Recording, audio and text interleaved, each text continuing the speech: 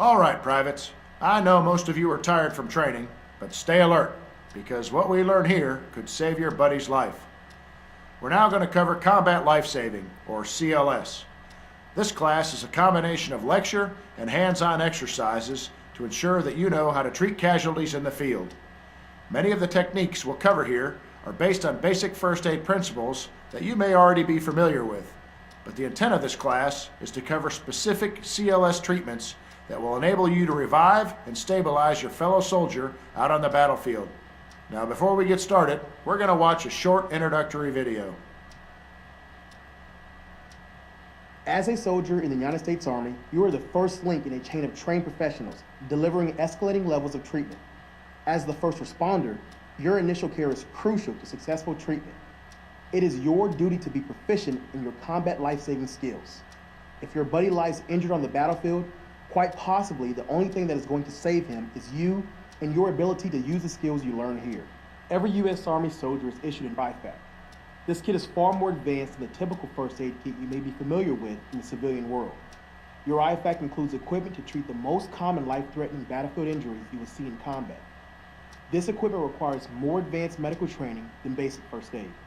For instance, this is a nasopharyngeal airway, or NPA. It is usually used with conscious patients who are unable to maintain an open airway. Some people call it a nasal trumpet because of its shape, and also because you insert the NPA into the nostril of a casualty in order to establish a patent airway. Not all breathing problems involve a closed airway.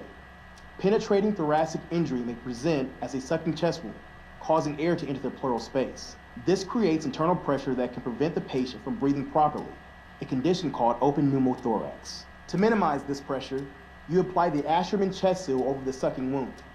The seal allows air out but not in, stopping the pressure buildup. Some of the equipment in your IFAK simply improves on-standard treatment that you may be familiar with from basic first aid. The Combat Application Tourniquet, or CAT, is a small and lightweight one-handed tourniquet that completely occludes arterial blood flow in an extremity. This tourniquet is not only faster to apply than traditional equipment, but can be applied to oneself with one hand. This all may sound intimidating or even gross to some of you, but we train you to overcome those fears in order to save lives. By practicing the treatments you are about to learn and mastering the contents of your IFAK, you will be an effective lifesaver on the battlefield.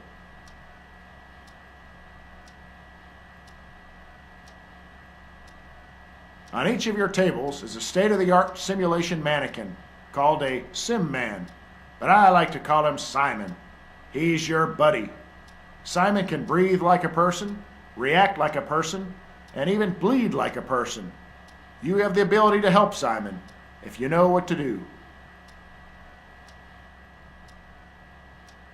Now that you've been introduced to some of the tools, let's get into how and when to use them. Gunshot wounds will obviously be a very common injury that you'll encounter on the battlefield. We'll cover the most common wounds and how to handle them.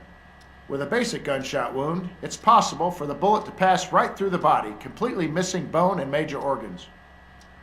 When this happens, the primary treatment is to apply a field dressing. This will prevent further blood loss and stabilize the soldier. Now let's practice. I've given your SimMan a gunshot wound. Use a field dressing to stop the bleeding. You have properly applied a field dressing. Good job. Let's move on. If the wound is to an extremity, it may have damaged an artery. This is a critical injury because blood loss will quickly kill the victim unless you apply a tourniquet to stop the bleeding. Place the tourniquet above the wound and then tighten it until the bleeding slows. After applying the tourniquet, make sure to mark the victim's forehead with a letter T. This will notify medical personnel that a tourniquet has been applied. It looks like Simon's having a bad day. Go ahead and treat his injuries.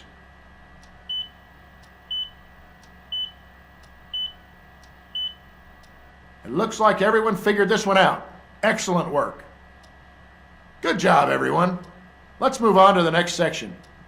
As you learned in first aid, establishing a clear airway is a key to a wounded soldier's survival. Breathing brings air into the lungs and allows oxygen to enter the bloodstream. If a person is not able to breathe, then they will quickly lose consciousness, and without proper treatment, they will die. When a soldier is unable to breathe, it is essential that you restore the airflow to his lungs.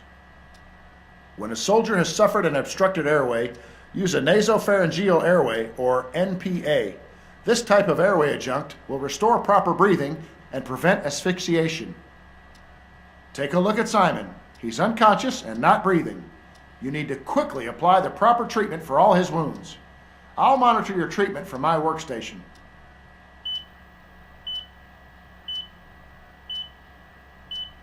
Good job, everyone. You've successfully treated the severely injured soldier.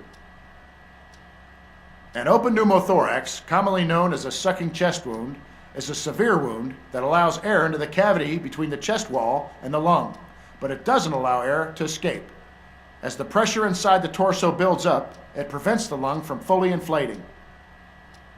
The proper treatment of an open pneumothorax is an Asherman chest seal, a one-way valve that's designed to let air and blood escape from the wound while preventing the re-entry of either. All right, let's move to the next practice situation. Looks like poor Simon can't seem to catch a break. He's really shot up this time. Treat all of his injuries.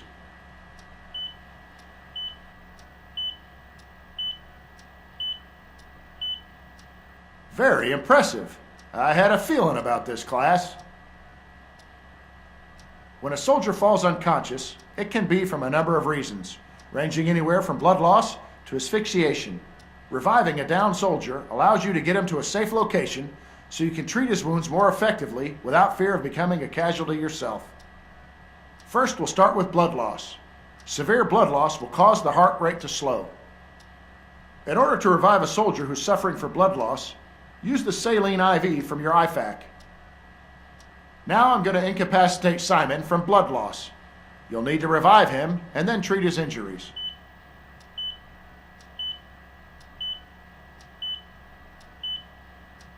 Excellent work, everyone. Now move on to the injuries.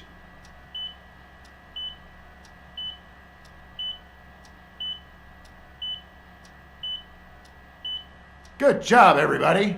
You've successfully treated his injuries. All right, let's move on.